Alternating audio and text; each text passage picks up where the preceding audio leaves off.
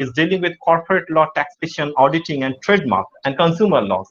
Not only he's just practicing as secretary, but he's also a researcher and a writer and contributor of many newsletters and blogs of professional and academic nature. His articles on company laws on different areas can be viewed different websites and blogs if you just search his name with his name. I welcome, sir, you on behalf of Jyotirmoy School of Law, sir, for sparing some time from your busy schedule with us, sir. With this note, I request Seeuly Nath, madam, to give the keynote address. Madam.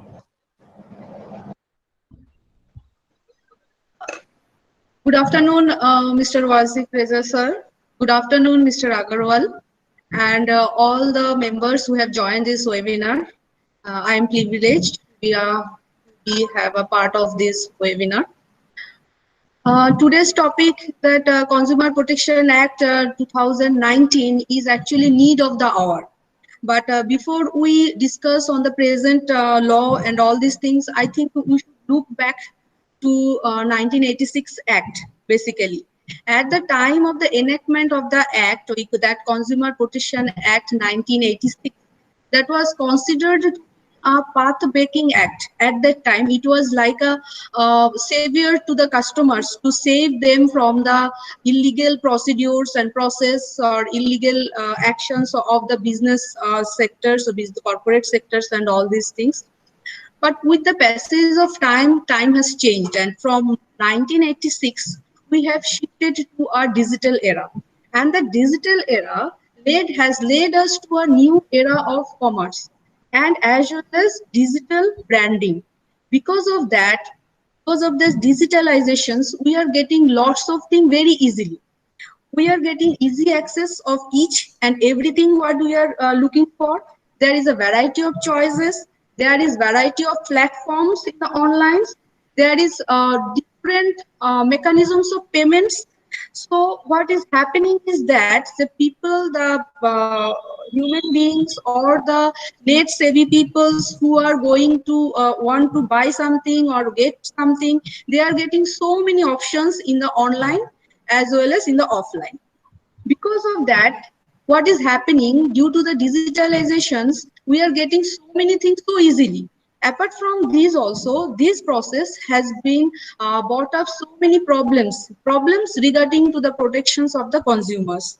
Keeping this in mind, and to address the set of the challenges that are raising against the consumers, the need of the amendment of the old act, that is 1986 Act, has been required and has been placed through that Consumer Protection Act 2018. Later on, after some modification and all these things, it has come up to the Parliament on 2019 and all. So what I believe is that the Act 2019 is a need of the hour, and it is going to save the rights of the customers. So how I believe that there is few key highlights that actually personally I believe that is going to be a very important factor to save the customers. One important thing I believe is that the modifications of the definitions of the customer. Now a customer means a person who can buy online or offline, who can buy any products or goods or services online or offline transaction through electronic means, tele shopping, even through multi-level marketing or direct selling, whatever it is. The definitions of customer has changed, that consumer has changed. Basically, I believe that it has been changed due to the importance or the frequent increasing number of the customers who are buying online. Basically, I want to share a data, statistics that is very much available with me, is that now in India, 475 million people are using internet. They are net savvy. That means that 40% of the Indian populations are using internet. Of that 40% populations, more than 30% people are using their internet to purchase or any kinds of goods or services through internet. So people are consumers are getting vulnerable to the different websites or different online platforms and all these. Another key highlight that I believe is very important is that it has the new act has given the facilities for a consumer to file complaint to the consumer forums located at the place of his residence or his workplace. But the earlier, in case of earlier act, the person have to place the put the complaint at the place of purchase place or at the place where the registered office of the seller was situated. So the main aim, I believe, of this act is to protect the consumers. It can provide procedural ease and it can reduce inconveniences and harassment for the consumers also. And another step that is very important, that is establishment of an authority to protect the consumers. The new act proposes the establishment of regulatory authority.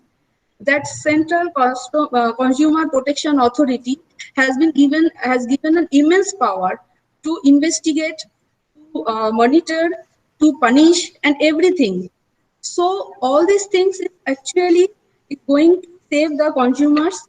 And another important thing is that in that new law, they have defined the unfair trade practices. Earlier, in case of earlier law also, they had mentioned 6 points as unfair trade practices. Apart from the new law, they have added 3 more.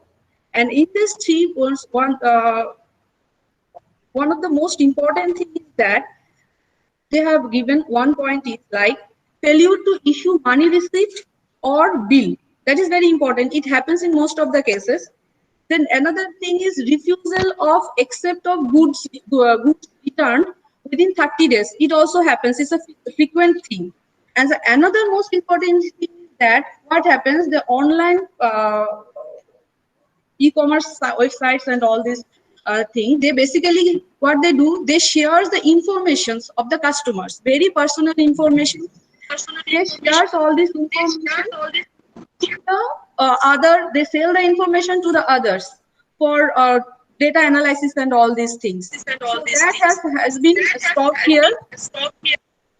One another important thing that I believe is that misleading advertisement. It happened earlier also. In the first, it covers false descriptions and guarantee of on any goods or products and services.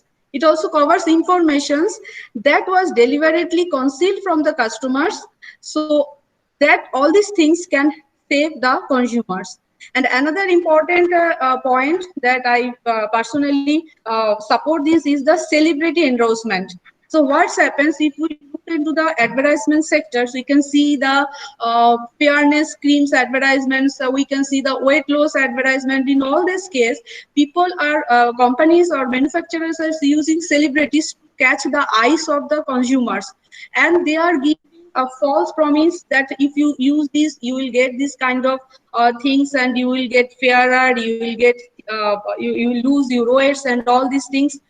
So through this act, the government has to tell the end users to take the owners. Please verify. Please verify the information that you are telling regarding this product in the public. Before you tell it, you please, the end users have to verify the information that they are telling. Is it true or not? They have to take the owners. So I think this is very important because in our country, we basically believe, follow the celebrities. So all these things actually is going to save the consumers in a different way. So I believe that the statements or the tagline of the today's webinar is that is a savior for the consumers.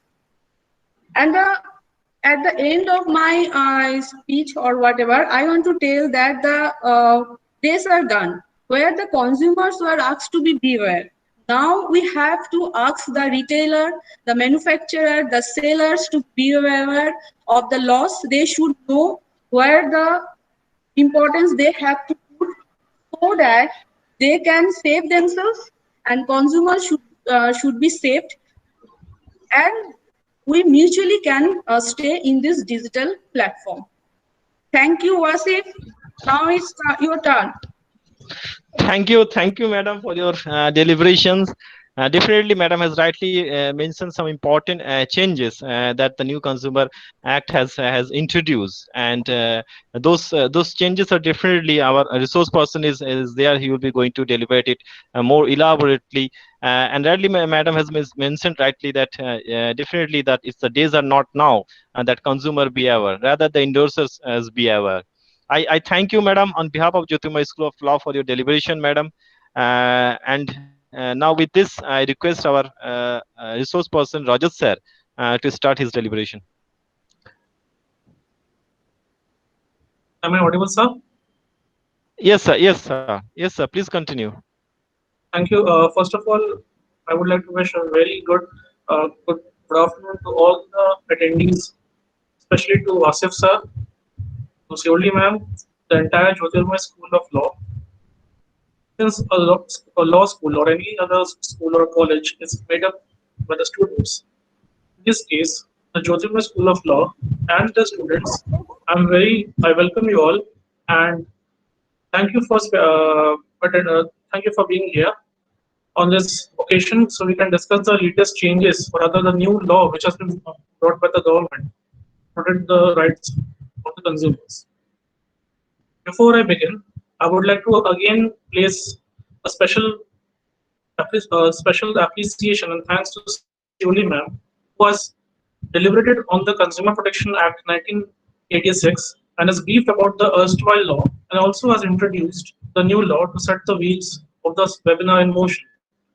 Now, with these all said, I would now request Sir to start my presentation.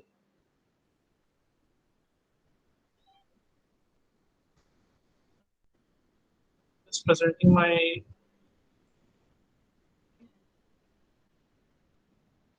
Uh, is everyone able to see this? You can see your. Yes, sir. Yes, so you can see the presentation. Okay. So here we are now. I'm about to talk about the salient features or the important features of the new law on consumer protection.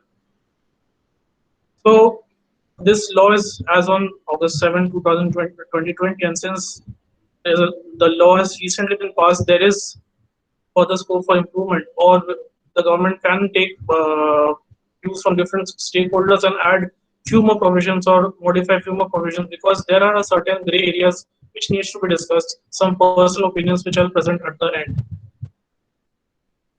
Now, the act, although it's called the Consumer Protection Act 2019, by a notification dated 15th July 2020, the parts of the act were implemented across India except Jammu and Kashmir. And the date on the notification was mentioned as July 20th, 2020. The remaining provisions of the Act were implemented on July 24th, 2020, while the notification dated 23rd July 2020 found on the website of Department of Consumer Affairs. And effectively, as on July 24, 2020, 100% of the Consumer Protection Act has been put into force. We'll be discussing the following topics: the regulatory framework, introduction, advertisements, e-commerce, product liability, Central Commission Protection Authority or CCPA in short, Consumer Redressal Disputes Commission, the CRDC in short, alternative disputes resolution, and offences and penalties. Now, we'll start with the regulatory framework, the laws, acts, and regulations which govern the new law. Here, as you can see, the main act which governs the law on consumer protection and aims to protect the rights and prevent the unfair market practices are governed by the Consumer Protection Act. The Consumer Protection Act is held along by a myriad of rules and regulations, which you can see here, all of which has been made effective as on date. The second part, topic number 2, we'll talk about the what's, the whys, and the new law on the consumer protection. What has been brought into this? ambit of the consumer, the definition of the consumer has been expanded. We have now, like, even in Bhagavad Gita, we say change is the only constant. We cannot be a static society. The jurisprudence and the laws are so dynamic that you cannot have a fixed scope or a jurisdiction of any law as on a particular time frame. As and as the society progresses, the time moves ahead. We have to change our laws, and to keep keep with the changes. The government has brought a new act, and on the new act, the government has introduced e-commerce transactions. As Seeuly ma'am rightly mentioned, advertisements and endorsements has now been defined in the new act. Along with advertisements and endorsement, the concept of misleading advertisement has been defined. Fourth one, ambit of unfair trade practices. There have been several points regarding to unfair trade practices, which was in the 1986 Act. But as ma'am rightly pointed out, 3 more points has been added, which I shall tell you about. The next point, which I feel is one of the most important concepts which has been brought in this act, is the concept of product liability. As usual, the concept of product liability is so huge, it probably warrants another separate webinar on this. The next one is a regulatory authority. Like for capital markets, we have the Securities Exchange Board of India. For financial markets, we have the RBI. So we now have a regulatory authority to protect the rights of consumers, to watch over misleading advertisements, to stop and prevent unfair trade practices, and if it happens, to take actions on the errant parties. The new regulatory authority has now been established with the new act. Next, the concept of consumer forum has been done away with, and except in Jammu and Kashmir, where they are still relying on the old act, as a new act hasn't been brought in force there. Now we are having the Consumer Redressal Disputes Commission, the same way the District Commission, State Commission, and the National Commission. Next, we'll touch the idea of mediation. Mediation is one of the concepts of alternative dispute resolution. As we all know that the number of cases of filing, the government has sought to introduce the concept of ADR in this new law. Lastly, we'll talk about offences and penalties, some of which has been brought totally into the in this act, and some of them are which are punishable by jail, monetary penalties, and some of them which are non-compoundable. Right. The act has a total of 107 sections. So the last section, 107, provides that the Consumer Protection Act 2019, Section 107 of the Consumer Protection Act 2019, is provided for the repeal and the total replacement of the Consumer Protection Act 1986.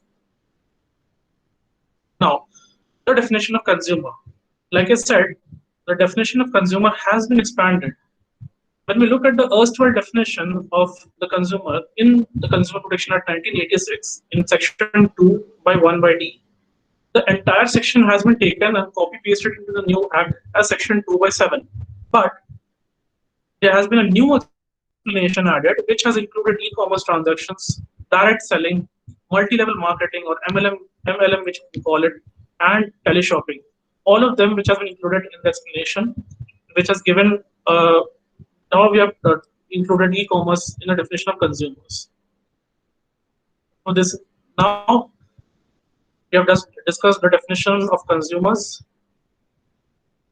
The definition of consumers was actually very same. Just we have added the new scope on e-commerce. Next, we'll talk about e-commerce.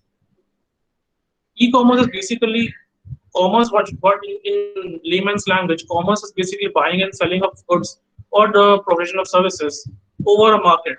Here, the e-commerce, the E stands for electronic medium. Just unlike a physical medium, the buying and selling of goods or the provision of services has now been shifted to an electronic medium like Amazon or Flipkart, or the vendors may have their own websites which we can buy the goods on their website instead of buying from Amazon. When we are buying, say we are buying an Apple iPhone from Amazon, we are essentially having 3 parties into it. Number 1, the buyer, number 2, the seller, and number 3, the e-commerce operator, which is Amazon.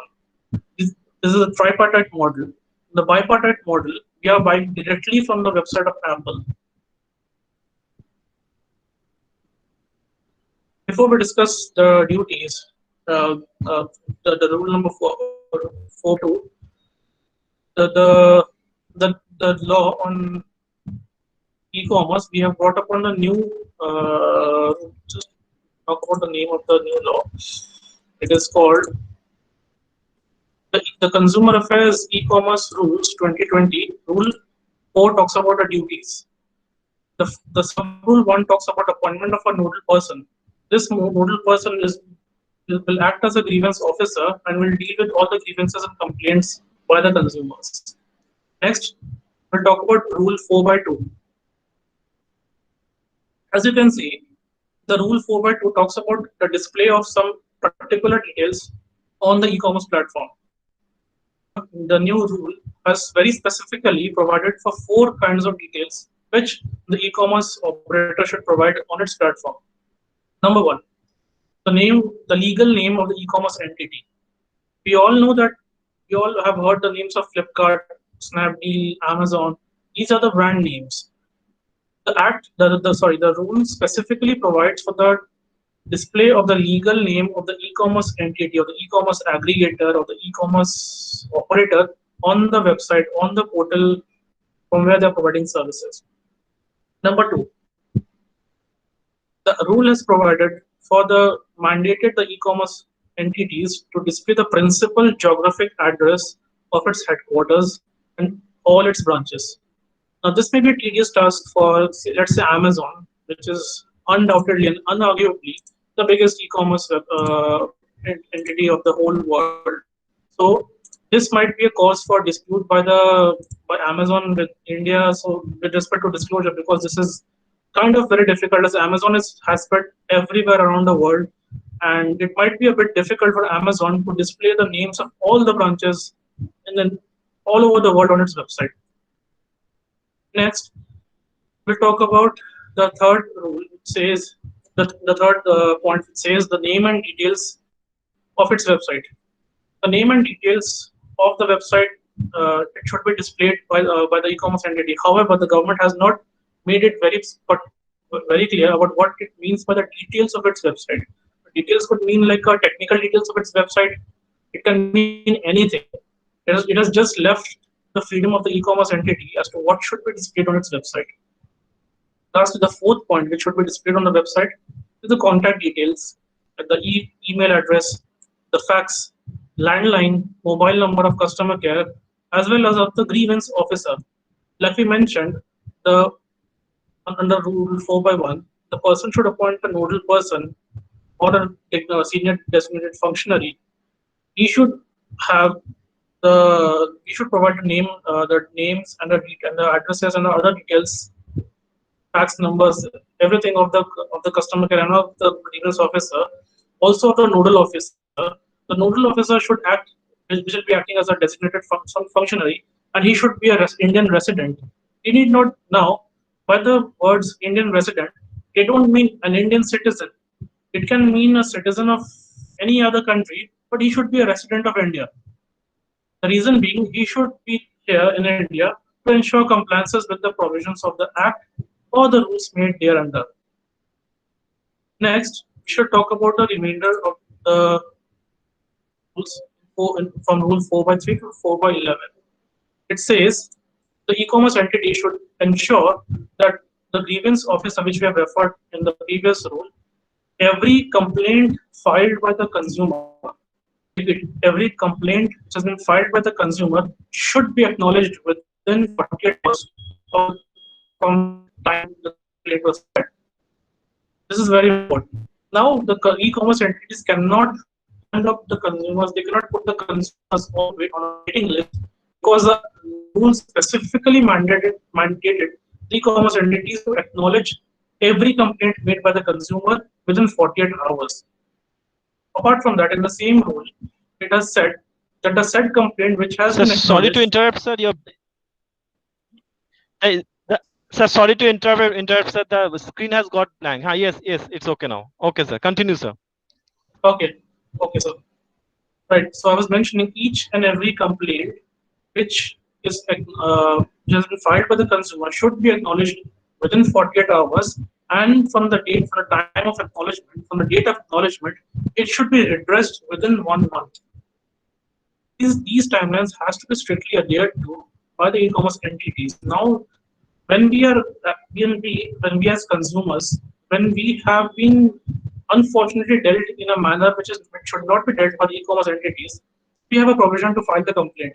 We also had the provision to file a complaint in the earlier law, but the problem being we never had a fixed timeline, or we never knew when the complaints will be taken over, or when will the complaints will be acknowledged, or when it will be redressed. For example, if you can take I don't want to take the name of the company right now, but there's a very popular e-commerce entity. If you type the name on Google and you type complaints, you'll see a list of complaints on various blogs on Quora, Twitter, Facebook, many places where the consumers have filed complaints, like they have ordered a phone and they have got something else in return, and when they are filing a complaint, they are being played around, they are being kicked around like a football, and the person did it to someone else, and ultimately the consumer is being harassed to such an extent that he is forced to drop the complaint. This is now not possible because the law has become very stringent, and it has cracked the web on the e-commerce entities to help the consumers who are being aggrieved. Next, we talk about the next row. It says, when an e-commerce entity offers imported goods and services for sale, it should mention the name and details of any importer from whom it has purchased such goods and services, or who may be a seller on its platform. While the specifics has not been mentioned, it is very much clear that the name of the seller also as the geographical location of the seller should be mentioned. For example, there is a seller whose headquarters is based in Pakistan, but it has branches in Australia, Japan, China, UK, France. So if we are buying a good specifically from France from that user, we are essentially importing the good from the seller through an e-commerce entity. Now, it has not been mentioned here, but it's a safer bet if the e-commerce entity mentions the geographical address of the seller as well as the headquarters of the seller. So when we are importing a product, we'll know that we are importing a product. It is from the showcase or the warehouse of the seller based in France, but its headquarters are in Pakistan. Just an example. The next rule 4 by 7, it says every e-commerce entity shall endeavor on a best effort basis to become a partner in the convergence process of National Consumer Helpline of the Central Government. This is pretty much self-explanatory. Next, we'll talk about, I just mentioned all the important rules. Next, we'll talk about one of the very important rules. It says, the e-commerce entity shall not impose cancellation charges on consumers cancelling after a confirmed purchase, unless similar charges are also borne by the e-commerce entity if they cancel the purchase order unilaterally for any other reason. This is to say, if the consumer cancels an order which is a confirmed purchase, if the consumer has made a purchase order and it has a confirmed purchase, the purchase confirmation has been sent on mail and SMS to the consumer, and then the consumer proceeds to cancel the order. Unless and until the e-commerce entity bears some cost towards the cancellation, it cannot levy such cost on the consumer, because it's simply not fair. It's totally unjust. If the consumer is not facing, if the e-commerce entity is not facing any sort of cost or any sort of damage or loss or anything, it should not levy such charges on the consumer. It is simply unjust. Like if you must have seen when you've ordered from Amazon, when we cancel an order, they don't cut cancellation charges. At least I've cancelled 2-3 orders in the last 6 months. No such orders was cancelled. No such cancellation charges were placed, and all the money which I have paid already, it was refunded within 24 hours. So the consumer, the e-commerce entities, they simply cannot cut cancellation charges unless and until they have been facing some cost as well. Which is to say, if they have incurred some cost on themselves, then they can pass on the burden onto the consumers. The next point Every e-commerce entity shall only record the details of the consumer through his explicit consent. Now, we are living in an internet age. Everything is available online at the click of a button. We can provide services, we can receive services, we can buy, we can sell, everything which is done online. With the new internet age, there are a few concerns regards to data protection and data privacy. As ma'am has rightly mentioned, the details of consumers are being bought and sold as we speak. But it has, you must have seen when you have subscribed to any, for example, in my case, I've personally seen when I have subscribed to any share broking platform. Any share broking platform I've subscribed to, I've required the services to set up a Demat account. And after 1 or 2 months, I'm getting calls from some people saying, asking me to invest money through them so that they can guarantee me some returns and they'll take some profits, they'll take some charges. So how did I find out that the data is being stolen? I used a specific and a unique email ID which has never been used elsewhere. I used that email ID to register with uh, the share broker to give me a Demat account. And now through that email ID, I'm getting unsolicited mails from that special phone number. I'm getting calls from people asking me to subscribe their services. This evidently proves that data is being bought, is sold by the entities here. And the worst part is the personal details of consumers, like the PAN, in some cases, the PAN numbers, the phone numbers, email address, residence, every details, every such details, even the IP addresses, everything is being shared without our knowledge. We don't even know that it is happening. It's like a criminal breach of trust because we haven't consented to that. That's why the new law has made a provision. Every e-commerce entity shall only record the consent of a consumer. The words are very clear. The consent of a consumer for the purchase of any good or service offered on its platform only and only when the consent is expressed through an explicit and affirmative action. There should be an explicit and affirmative action by the consumer on the part of the consumer that yes, I am willing to share such details with you. That is why on the new websites, they'll ask you, there's an option, they'll tell you that can they share details, can they share your personal details anonymously for data enhancement, for provision of improvement in services. You may click OK, you may click cancel, you may allow, you may prohibit them. But they are now asking, it is this specific law on data sharing is being handled not just by the Consumer Protection Act, but by each and every law. Also, there's an impending fear on the consumers, on the e-commerce entities part, that if they don't take the data, personal data of the consumers lightly, they'll be in huge trouble. Because, like I said, it will be a criminal breach of trust. Next, we'll talk also. So I just should have mentioned. The same rule also mentioned there should not be a pre-ticked checkboxes. What do they mean by pre-ticked checkboxes? Let us say we are browsing on any website, say Nika or any Purple or any other e-commerce platform. We are buying something. We are buying, let's say, a mobile phone or a cosmetic product. When we are buying a cosmetic product, on the web page there might be an option like which says allow the e-commerce entity to share your website, to share your details or to store your details in a secured place. They'll make all sorts of plea that your details are encrypted, your details are saved somewhere secured, it's not being shared. But the main problem is the option which says that the consumer allows the e-commerce entity to share the details, it is not visible very clearly on the screen. Like when you read a mutual fund advertisement, the disclaimers are written in such a manner that you won't be able to read. In the same way, the e-commerce entity might provide that option on the website, which they can't deny that we haven't provided. They can always say that we have made such disclosure on the website. Also, there'll be a checkbox, and the checkbox will already be ticked. So these are the ways by which the e-commerce entities record and store your data. The government has taken a note of it, and it has said this will no longer be tolerated.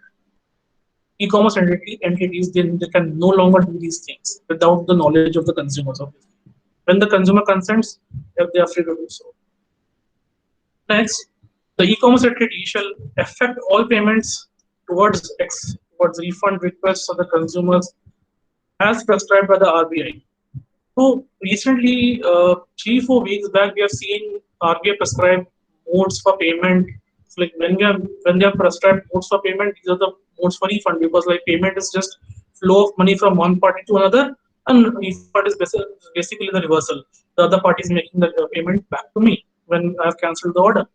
So the other party, it has to make refund in a manner that has been prescribed by the RBI.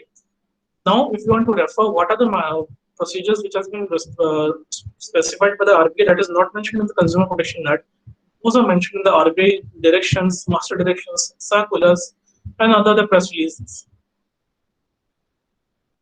Next, we'll talk about the liabilities of marketplace e-commerce entities. Rule 5. Yeah. The first one is the marketplace entity. It should require the sellers that the sellers must have an undertaking.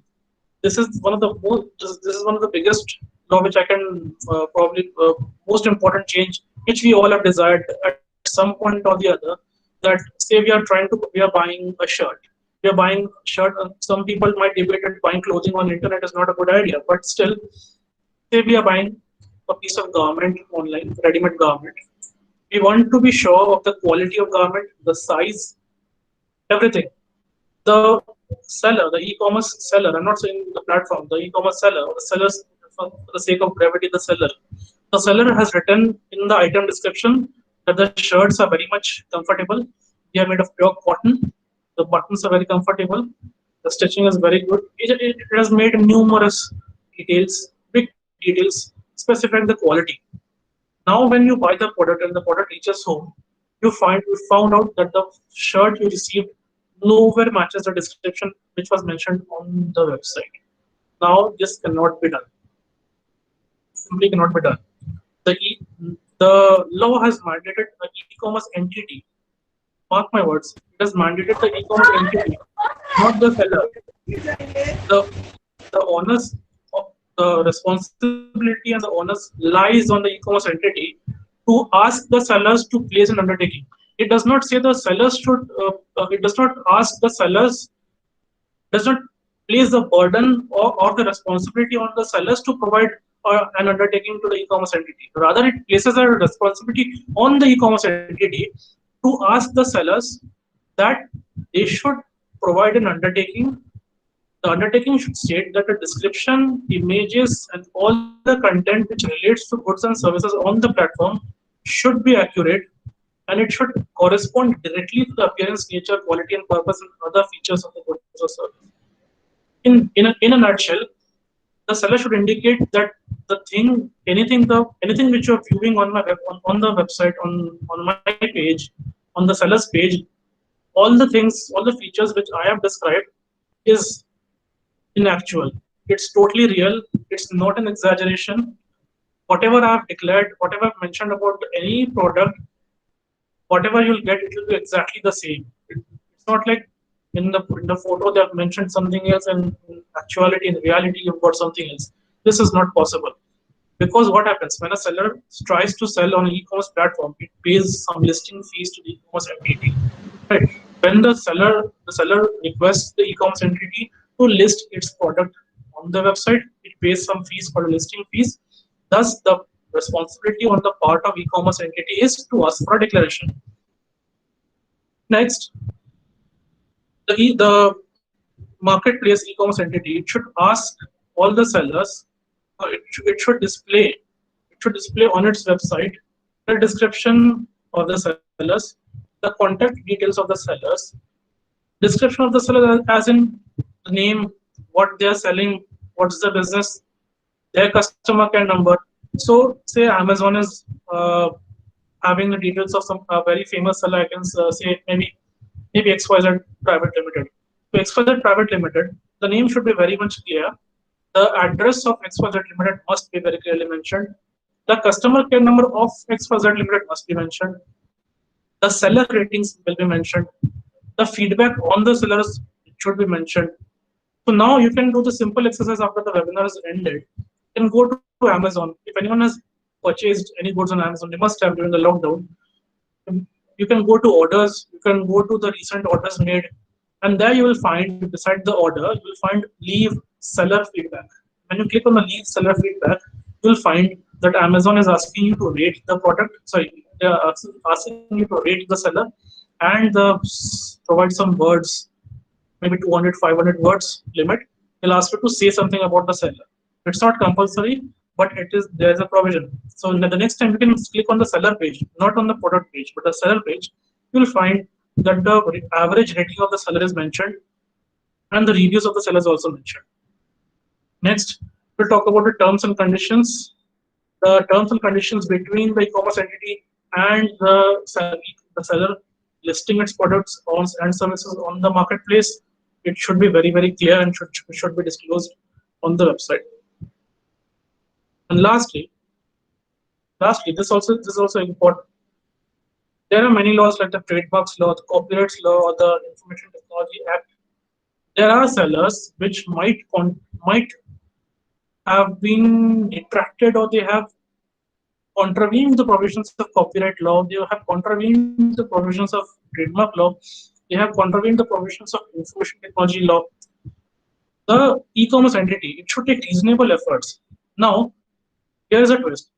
The government is not asking them, they're not saying that the e-commerce entities must do everything in their power to do it. They're just saying the e-commerce entities must take reasonable efforts. Now, what is the meaning of reasonable efforts? Right. This can only sprung up in a litigation case when the e-commerce entities are asked, how can you prove that your efforts were reasonable? Now, the e-commerce entities can say that we have been maintaining a separate register of all the services who have contravened contravened the following acts. They have been repeatedly offering goods or services that which has been removed, or the access has been disabled under the Copyright Act. So it should maintain a reasonable access, because practically maintaining a record of this is not easy. It's not easy to scrap all that, because in the end, the e-commerce entity is a business. It's a business house. It has to do business. Now, it has been provided with a sideline duty to just have a check, just have a reasonable check. They can say that we searched for it, we tried all our efforts, and to the best of our efforts, these are the list of sellers who have been detracted, who have been removed, or the access has been disabled under the copyright law or trademark law, the information technology law, and these are the best of the efforts which we have done. When they can say that, when they have actually proved that they have done the best of the efforts, they cannot be penalized, they cannot be, so because that has given them some sort of freedom which they can use. Okay, so this scope of presentation, we have not included the duties of like the duties of sellers on the marketplace and the duties and liabilities of e-commerce entities, because they are more or less the same, right? The duties of sellers are like, they cannot, if we say in short, the duties of seller, the seller cannot falsely represent itself as a consumer. Okay, so let's say I am a seller and I am selling something on Amazon. I'm selling beauty creams. So I am selling beauty creams on Amazon. I cannot pose myself as a consumer and I can provide ratings to my own product, right? I cannot rate myself. I cannot rate myself 5-star. I can say these products are very good. They have provided positive results on my health, on my skin, and everything. You cannot do that. That is a false in contract law. This is what we say a misrepresentation. This is actually misrepresenting the sellers. If you can recall the concept of invitation to offer, the products listed on the e-commerce entity is basically as an intimation to offer. So they are inviting us to make an offer. When we click on buy product, they are making an offer, and then a contract is created. This time an e-contract is created. So when they have made such sort of ratings, false ratings on the website, the sellers make false rating on the website. That's essentially misrepresentation. Even if the contract is not formed, they're inducing a person, the prospective buyers, to enter into a contract by falsely misrepresenting them, by falsely inflating the ratings, which is not, which is totally prohibited here. Now, let's say we have bought a product. First, we talk about placing a purchase order and then making a cancellation request. Now we should talk about making a purchase order. The goods have been received by us, the delivery has been made. Now we are making a refund request. Now we are saying that this product we have purchased is not as per specifications and it should be taken back. The law has provided a relief for the consumers that the products which the consumer has wanted for refund and for taking back, the sellers cannot refuse. They cannot refuse to take back the goods. They cannot withdraw services provided. They cannot discontinue the service provided. This is the law has made a provision for future services and future goods. Say you have made agreement with a seller on an e-commerce platform to buy the products. They have agreed to sell the products. Maybe you have cancelled it due to some reason. You have cancelled the service which was to be provided in future. You have cancelled the delivery of goods which was to be made in future. They cannot say that no, we cannot we will discontinue. We will not take back the products. Right? We will not withdraw the services. They cannot do that, except there's a small proviso provided that if this happens under a force majeure clause, which is to say, if we can borrow section 52 of the Indian Contracts Act, the doctrine of frustration. Basically, as I said, this is an e-contract, and some events have happened which is beyond the control, beyond the scope of control of both the consumers or the sellers. Some event has happened like COVID-19. It is a force majeure event. Right? Something of that sort happens, which prevents either of the parties to discharge their contracts. This is essentially doctrine of frustration, and the contract is like it ends. It is what should be executed. You cannot blame either of the parties. In that case, they can take back the products. Next, we shall discuss upon the point of advertisement.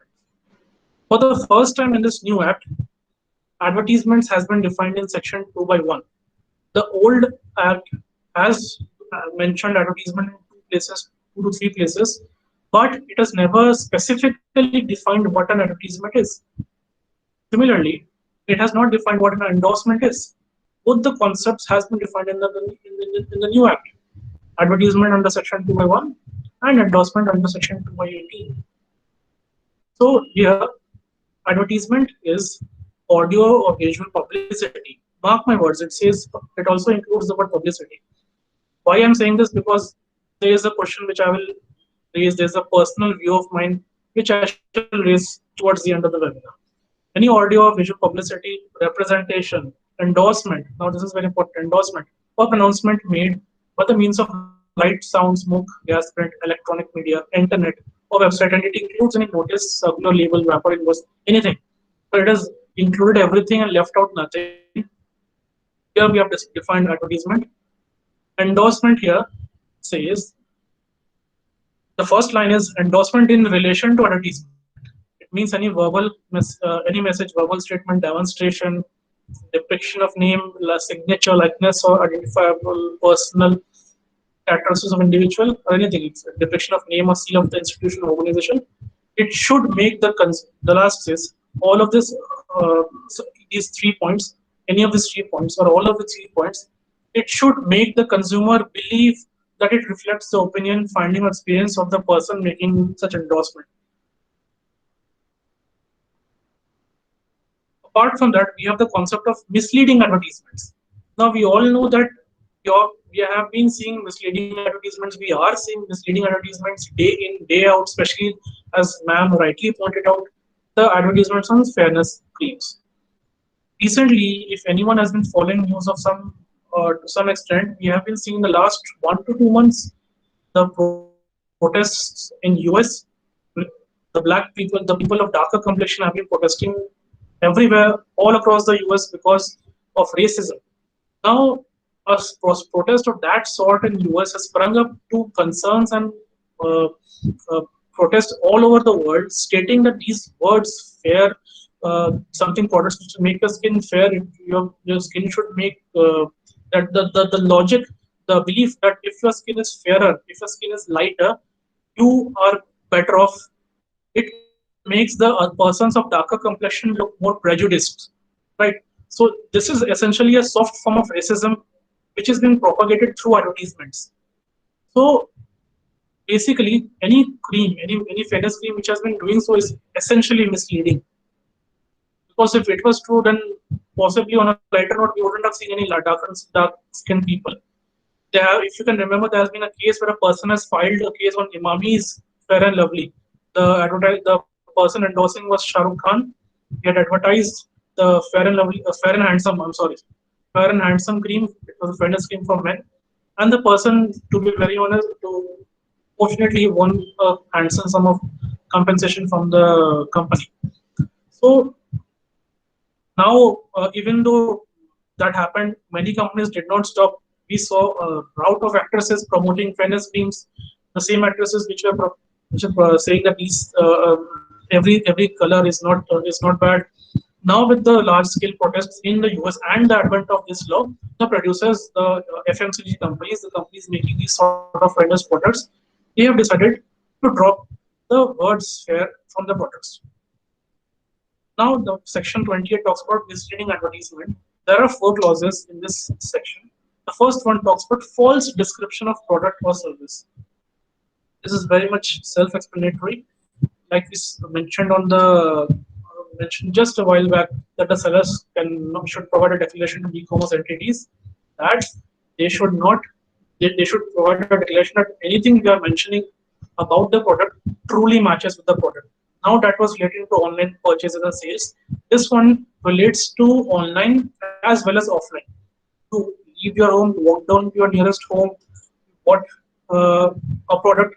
Now, how did you know about the product? You saw the advertisement on television, right? Or maybe the salesman came to your home and sold you the goods. It should not falsely depict the product or the service. The clause number 2 says false guarantee or misleading customers. It should not mislead the customers. It should, by mislead, it means that it should not uh, make the customers believe in something which does not even exist. Right. The third point talks about conveys representation of unfair trade practices. Now, this, in my opinion, can talk about what's an unfair trade practice. Unfair trade practice, like it means that it is not, there's no level playing ground for the producers, or the sellers, or the service providers, or the manufacturers.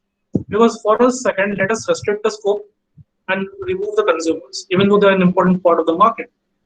The manufacturers, or the sellers, or the service providers, they should not make the market as a battleground, and they should not turn it into an unfair play by the way of advertisements only. When a person, see, there are many companies which have competitors. They have homogeneous products. By homogeneous products, I mean to say that the market of the industry, there are many players selling the same product. Like we have the automobile industry, or maybe we have the soft drinks industry. The wars between Pepsi and Coca-Cola. It is, everyone knows how bitter rivals these two companies are. They have been allowed the freedom of advertising as long as they do not manipulate the market. They do not engage in unfair trade practices through advertisements. That is what the law wants to say. Fourth point talks about deliberate concealment of important information. Now, what is the meaning of important? The word important is not there in Consumer Protection Act. It's not defined in the general clauses act. So, what is the meaning of important? And how can you say that an information which has been concealed is important or not? Because this is a relative word. Some piece of information which can be important for me, it may not be important for you. Here we are a bunch of consumers, 5 consumers. A product has not disclosed something. It can be important for me. It can be not important for Manish. For Saurabh, it can be extremely important. So the word important is a relative term. Here we can say, how can we gauge the meaning of the word important? We can say, if the company had, concealed the word, it might have forced the consumer to go back on his decision to buy the product. Here the consumer wants to buy some product and he doesn't know, he is seeing on the advertisement that a lot of products have been listed, a lot of information has been shown on the product. He's seeing that a lot of information has been disclosed. Now he doesn't know how many has been left out, which is obvious. You're seeing a bottle of juice, a tetra pack of juice. You can see 10 points have been mentioned, but there is a possibility that 90 points has not been mentioned. How will you know? It can be a possibility that 3 points are not mentioned, 300 points are not mentioned. You will never know. You'll only know the points which has been mentioned. Now, the point which has not been disclosed, if it was disclosed, you might have stepped back from buying that product. Now that information is considered as important. If the seller conceals that information, it is construed as misleading advertisement. Why this is a this is a path-breaking provision, because earlier we had to be now the Central Commission Consumer Protection Authority is taking charge of the misleading advertisements. Earlier it was the ASCI, the Advertisement Standards Council of India. We know how they are, how the functioning, how they used to function. They were very slow, inefficient, and ineffective. Which is to say, when we saw a ad which was not, Sir, yeah, yeah, please say. sir, sir, we have a bit to time consent, sir. Excuse me, sir. If you could conclude, sir. Okay, Hello. but we have more important points. Should we have 10 minutes or something like that? So if you can conclude within 5 or 6 minutes, sir, that could be better, sir. We Okay, have okay. another program. Thank you, sir. Very informative lecture is going on, sir, but we have time consent, sir. Okay, then you can give me 5 minutes. I can wrap up the thing. Hi, sir. Hi, sir. Okay, so I'll skip this one. Just wanted to say that the ASCI is basically when we used to make complaints, they were very slow, and by the time they took action, the entire show had ended. Unfair trade practices, ma'am has already mentioned the 3 unfair trade practices, which was mentioned as refusing to take back the goods, not issuing cash memo or receipt, disclosures has been made elsewhere without the consent of the consumers. Product liability. Product liability basically it says that a liability which a manufacturer or service provider or seller incurs for producing or selling a faulty, defective product or service.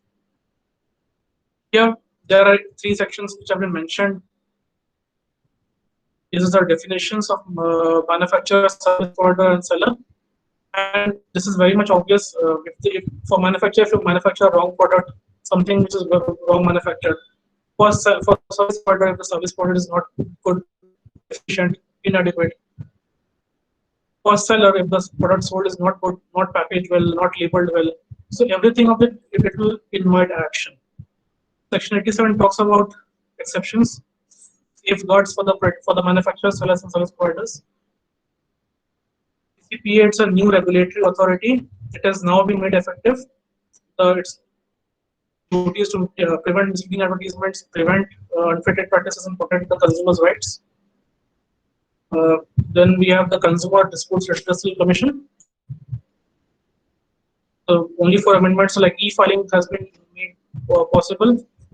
Monetary limit has been changed. As ma'am said, first we used to file complaints from the place where the defaulting party used to work or reside. Now we can file the complaint from where we reside or from where we work. And lastly, mediation has been brought into the play. Mediation means settlement, the settlement between 2 parties. So basically, Rule 4 says the grounds on which mediation cannot be made possible, like medical negligence, which results in death, where compounding has been made, where there is a fraud, forgery, impersonation, coercion, where there is a prosecution for non-compoundable offences, criminal offences, and where there is a public interest involved. So, except these 4-5 points, you can go for mediation. The matters will be sent to a mediation cell, and then you can go for a settlement. Offences and penalties. There is a lot of penalties and jail provisions as well for offences under this law, which is now made in Chapter 6. Next, we have miscellaneous provisions, which is goods as well. The definition of goods has been defined in 2.21. Product, service, person has been defined, service, and then personal thoughts as like you can read well. I'll just touch upon one point in one line. That endorsers, now they will ask for an indemnity bond, right? if there's an endorser like Alia Bhatt or some other actress, she will now ask for an indemnity bond from a advertiser, from the company for whom she is doing advertisement. The indemnity bond will cover her legal fees, some compensation, damages, or anything if a case is instituted against her. So to all the future lawyers, I know 1 hour is not enough. It's lovely talking to you all. To all the future lawyers, legal counsels, advocates. Either you can work as an advocate, you can file cases on behalf of your clients, or you can work in the companies advising the directors and the promoters what should they should take care on. So I think this is done. So you can take over from here.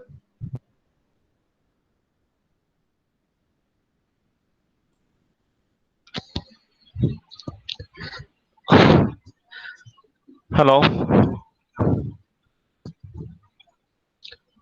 Yeah. Hello.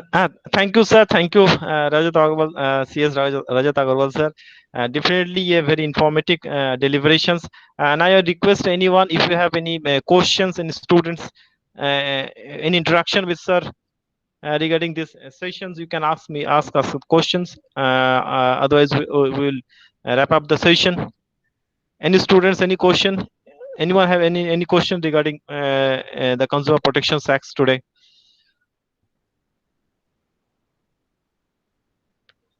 If you have questions, somebody have some technical problems, I also. Like one thing I'd like to say, first of all, I'd like to apologize. It's a huge topic, and yes, we can understand. but what I can do, so I can share with you the PPT. Yes, the sir. questions can be mailed to me personally. Yes. This may be. Yeah. I can Yes, be sir. contacted on call, or I can be contacted on mails, and then I can address the queries, and that will also help resolve the doubts of the students. And also, I'll be sharing with you the PPT. Can share the PPT Yes, with sir. the students, and this can Yes, sir. also serve as a source of information. Okay. Thank you, sir. Thank you very much on your part, sir. The lecture was, as I told you, it was very informative with very good PPT presentations, and we get to get a very good insight on this new consumer protection, especially as we have discussed with collaborating the rules. Because as a law student, we sometimes go to the act, but we generally don't go to the rules also. With the rules and act, if you study, it will be very much easy for understand. And very nicely, you have mentioned all the provisions according to the rules, sir. Thank you, sir. We are really honored and privileged to have you, sir, in this webinar. I believe that it was very informative for the students, and they have got a good understanding of the Consumer Protection Act 2009, though this act is new act for them, and it will be very much helpful for them as a consumer also to understand those and to implement this as new act in their prospects, sir. Sir, with this, I propose the vote of thanks to Seeuly Madam for delivering this keynote address. I propose a vote of thanks to Rajat Agrawal, sir, for sparing some time from his busy schedule, sir, and very nicely presented the new act before us with a very good PPT presentation, sir. I humbly thank to you, sir, for this deliberation. I thank all the faculty members who are present, who joined with us, and I thank all the students. We have a good number of participations, and near about 75 students, 70 students I have so participated in this webinar, sir. So I thank all the students also for their participations, and I thank the technicians, the IT department who has been supporting us to organize this type of event, sir. With this, I end this today's webinar, sir.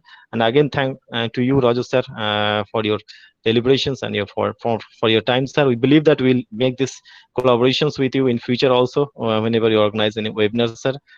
Thank you, sir, for your times and deliberations. Thank you, Thank you. Wasif sir. Thank you, Seeuly ma'am, and thank you, everyone. You are free to ask any questions on my mail, anything which you doubt. If you have any question, yeah. If you have any questions, you can mail. Our sir has already told that he will give the presentation PPT. We will also share in the group of the that PPT, and the mail ID will be there, so you can have their mail, and you can have your phone number also there. You can talk regarding any consumer related problem. And thank you, sir. Thanks to all of you. So this is the end of today's webinar. Thank you, sir. Thank you so much. Thank you.